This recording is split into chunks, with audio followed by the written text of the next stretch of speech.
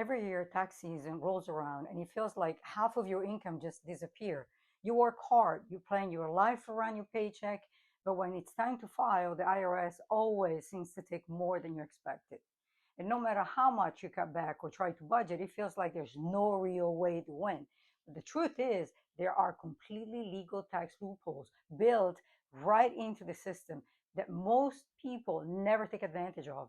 In this video, I'm going to show you 3 of the most powerful loopholes you can use in 2025 to legally lower your tax bill, keep more of your money, and finally stop feeling like the IRS is eating your paycheck.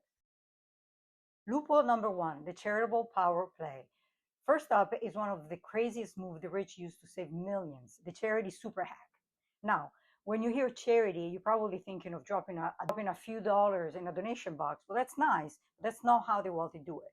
They don't give cash, they give assets. Here's the insane part. Instead of selling something that exploded in value like stock or crypto or real estate and getting destroyed by capital gain taxes, they donate the assets itself.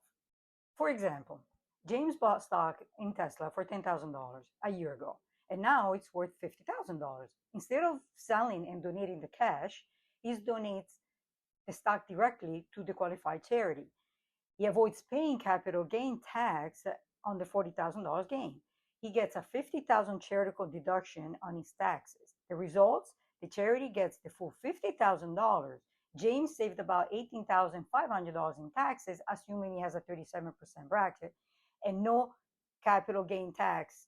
Now, there are rules and you have to do it right. For some assets, your deduction is limited to a percentage of your income. So you can't just wipe out all your taxes.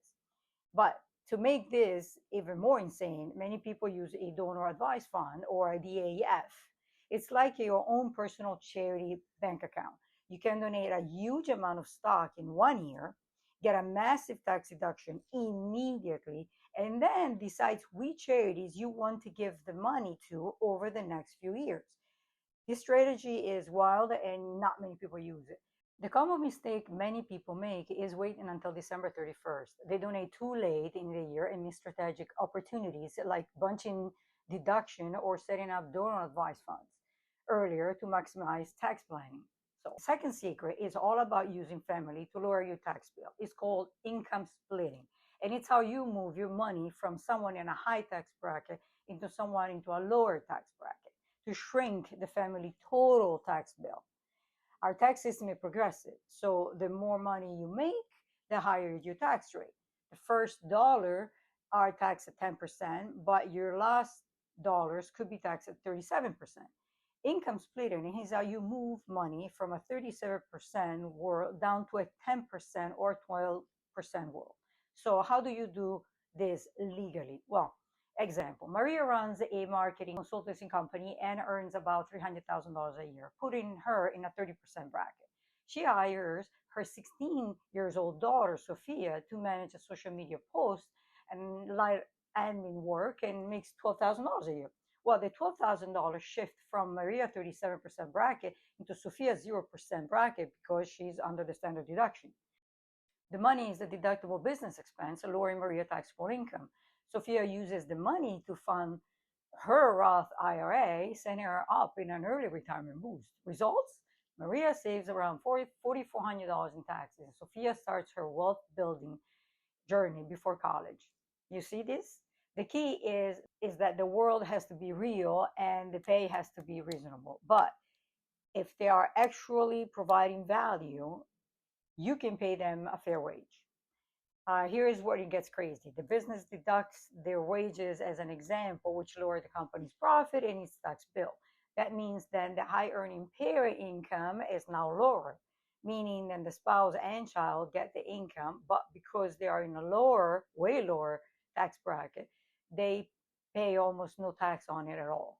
The family as a whole literally keeps way more in its own money. It's just know there's something called the kiddie tax for kids' investment income, but wages for actual work are treated differently. By not hiring family members for legitimate work, end up on handling over thousands of more dollars than necessarily every single year. Now, before I break down the final loophole, which is the one wealthy people have quietly used for decades, I need you to hit that subscribe button for more smart money strategies. I upload videos every week to help you legally save money, invest smarter, and build financial freedom in 2025. Now, we ready? Loophole number 3, the supercharged retirement account. Our third and final loophole is a crazy upgrade to something you already know about, the retirement account. Most people have a 401k or an IRA, but the rich, especially business owners, use the supercharged version that let them save insane amount of money and get tax deductions so you can only dream of. The two most powerful ones are the SEP IRA and the solo 401k.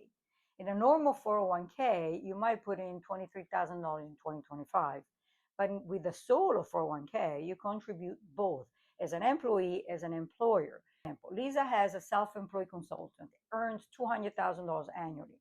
Instead of sticking with just a traditional IRA, she sets up a solo 401k and contributes $23,000 as an employee contribution and $38,500 as an employer contribution, up to 25% of her net income. Total saved $61,500 tax deferred in 1 year. She drops her taxable income from $200,000 to $138,500, saving around $23,000 in federal taxes. About $62,000 growth tax deferred, setting her up for a more comfortable retirement while lowering her current tax bill. Here, the common mistake people make is leaving money on the table by not hitting the annual contribution limit or ignoring employer match. This is literally free money many people walk away from. So by understanding the secret, you can just stop paying taxes and start planning them. You can make the rules work for you. Thanks for watching, and I'll see you next time.